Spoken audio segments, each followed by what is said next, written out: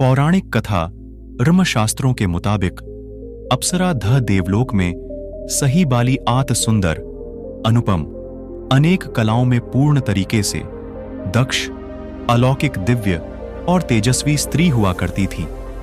सदियों पुराने वेदों और पुराणों में भी अप्सराओं के इस चरित्र का वर्णन हमें देखने को मिलता है। इन ग्रंथों के मुताबिक अप्सराएं बेहद ही सुंदर होने के साथ साथ जादुई शक्ति से भी संपन्न हुआ करती थीं। ऐसी मान्यता है कि जिन्हें हम हिंदू धर्म में अप्सरा कहकर बुलाते हैं, उन्हें ही मुस्लिम समाज के लोग हूर कहा करते हैं।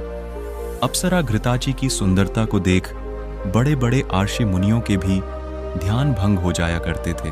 अप्सराओं को देख खुद के मन को कंट्रोल में न रख पाने से इनकी सारी मेहनत पर एक झटके में ही पानी फिर जाया करता और उनकी वर्षों की तपस्या कुछ ही क्षण में खत्म हो जाया करती थी।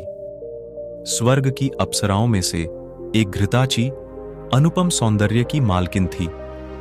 उनके बारे में ऐसा कहा जाता है कि माघ के महीने में घृताची अपने अन्य गणों के साथ सूर्य पर अधिष्ठित रहा करती थी।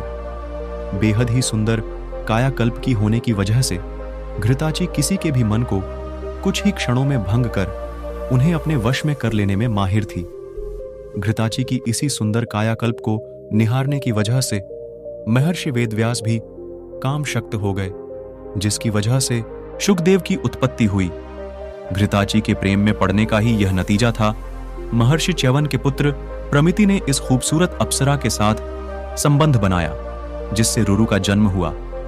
इन सभी के अलावे कन्नौज के राजा नरेश कुशनाथ ने भी घृताची के साथ संबंध बनाने के बाद एक दो नहीं बल्कि 100 से ज्यादा कन्याओं को जन्म दिया।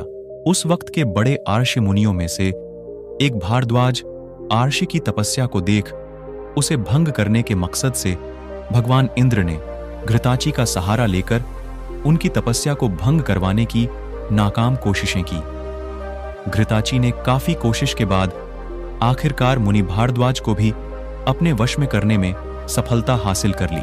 हुआ कुछ यूं कि एक बार आर्षि भारद्वाज स्नान करने के बाद अपने आश्रम की तरफ लौट रहे थे। तभी उनकी नजर घृताची, जिसने भंग कर दी कई आर्षि मुनियों की तपस्या नदी में नहा रही एक ऐसी सुंदरी के ऊपर पड़ी, जिसके दर्शन मात्र से उनका खुद के ऊपर कंट्रोल खत्म हो गया। भींगे वस्त्र में बेहद ही कामुक दिख रही इस सुंदरी को देखने के बाद अपने मन के ऊपर भारद्वाज ने काफी कंट्रोल करने की कोशिश की, पर उनकी सारी कोशिशें नाकाम रहीं। घृताची के दूसरे रूप को देखने के बाद उनके मन में काम वासना की भूख उमड़ पड़ी, जिसके बाद उसी वक्त उनका वीर्यपात हो गया। वीर्यपात हो जाने के बाद किसी तरह आर्षि भारद्वाज ने खुद के मन को पूर्ण तरीके से कंट्रोल किया और अपने वीर्य को एकत्रित कर एक यज्ञ पात्र में रख लिया। इस यज्ञ पात्र का नाम उन्होंने द्रोण रखा और आगे चलकर इसी यज्ञ पात्र में रखे वीर्य से द्रोणाचार्य का जन्म हुआ, जिसके बाद घृताची ने एक और मुनि रुद्राष्ट्र से संबंध बनाए, जिससे उन्हें 10 पुत्र और 10 पुत्री की प्राप्ति हुई।